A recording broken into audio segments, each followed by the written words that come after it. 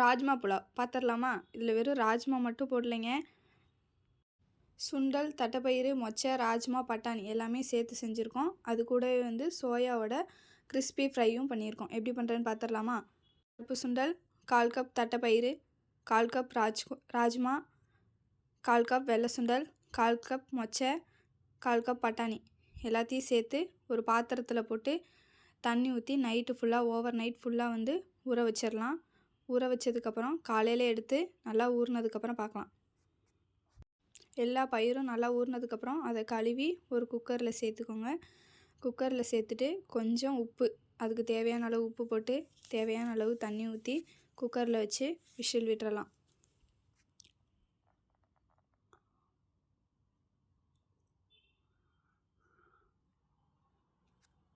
பயிரெல்லாம் வேகிறதுக்கு ஒரு 4 விசில் விடலாம். 4 விசில் விட்டதுக்கப்புறம் விசில் அடங்கினோடனே தனியாக எடுத்து வச்சிடலாம்.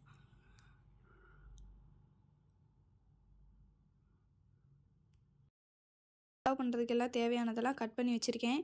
வெங்காயம், தக்காளி, புதினா, கொத்தமல்லி, இஞ்சி பூண்டை சீவி வச்சுருக்கேன். ஒரு பாத்திரத்தில் நெய் விட்டு பிரியாணி இலை, ஹோல் ஸ்பைசஸையும் சேர்த்துட்டு நல்லா கொஞ்சம் வதக்கிட்டு அதுக்கப்புறம் பெரிய வெங்காயம் 3 வெங்காயம் கட் பண்ணி வச்சுருக்கேன்.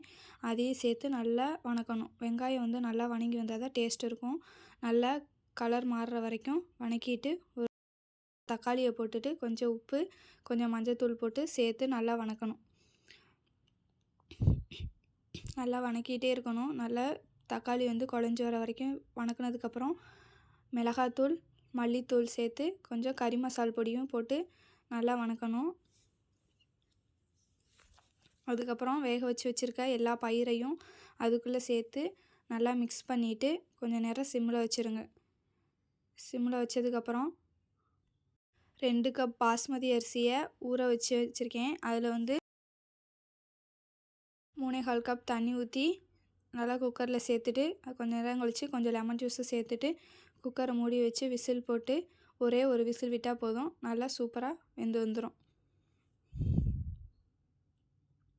அதுக்கப்புறம் இன்னொரு பேன் வச்சுட்டு நெய் விட்டுட்டு ஒரு பெரிய வெங்காயத்தை நல்லா நறுக்கிட்டு நீள்வாக்கில் அதை போட்டு நல்லா வதக்கணும். நல்லா ரோஸ்ட் ஆகிற மாதிரி இந்த ப்ரௌனிஷ் கலரில் வர வரைக்கும் நல்லா வெங்காயத்தை வந்து வதக்கிட்டே இருக்கணும்.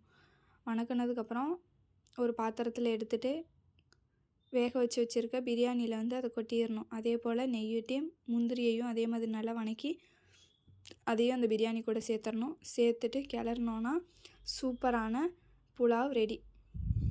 பயிறு சாப்பிடாத குழந்தைங்களுக்கு செஞ்சு கொடுங்க, கண்டிப்பாக சாப்பிட்ருவாங்க.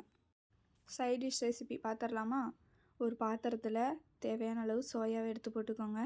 சோயாவை போட்டு அதில் நல்லா சுட சுட இருக்க தண்ணியை ஊற்றி கொஞ்சம் நேரம் அப்படியே விட்டுருங்க. கொஞ்சம் நேரம் அது நல்லா ஊறி வரும், கொஞ்சம் பெருசாகும். கொஞ்சம் மிக்ஸ் பண்ணி விட்டு கொஞ்சம் நேரம் அப்படியே வச்சுருங்க.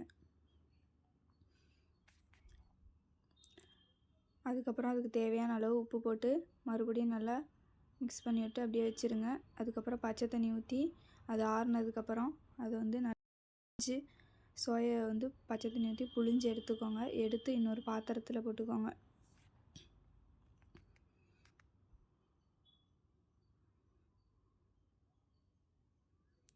புழிஞ்சு எடுத்து வச்சுருக்க சோயாவில் தேவையான அளவு மிளகாத்தூள் போட்டு கொஞ்சம் மைதா மாவு, அதுக்கப்புறம் கொஞ்சம் பச்சரிசி மாவு போட்டு நல்லா மிக்ஸ் பண்ணுங்கள். கொஞ்சம் உப்பு தேவையான அளவு போட்டு கொஞ்சம் லைட்டாக தண்ணி தெளிச்சிட்டு நல்லா மிக்ஸ் பண்ணி ஒரு 10 நிமிஷம் விட்டுட்டு எண்ணெயை காய வச்சு அந்த எண்ணெயில் ஒவ்வொன்றா போடுங்க. போட்டு எண்ணெய் காஞ்சதுக்கப்புறம் நல்லா போட்டு எல்லாத்தையும் ஃப்ரை பண்ணி 2 சைடும் செவந்து வர வரைக்கும் நல்லா ஃப்ரை பண்ணிக்கிட்டே இருங்க.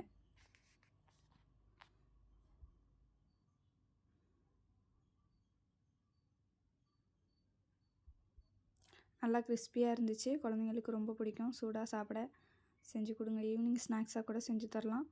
நல்லா ஃப்ரை பண்ணி எடுத்துட்டு